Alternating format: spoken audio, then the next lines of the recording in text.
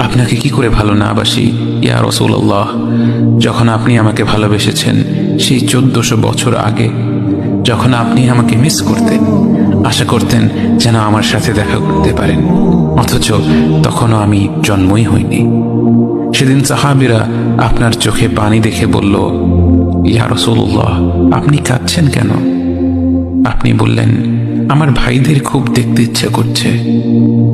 সাহাবীরা বললেন, আমরা কি আপনার ভাই নই ইয়া রাসূলুল্লাহ? আপনি বললেন, না, তোমরা আমার সাহাবী।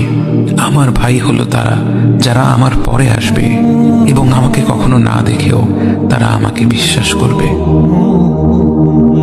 মৃত্যু শয্যায় শুয়ে আপনার অন্তরে এই চিন্তা ছিল যে আমাদের পরিণতি কি হবে। উম্মতি উম্মতি বলতে বলতে আপনি আপনার রবের নিকট ফিরে গিয়েছেন।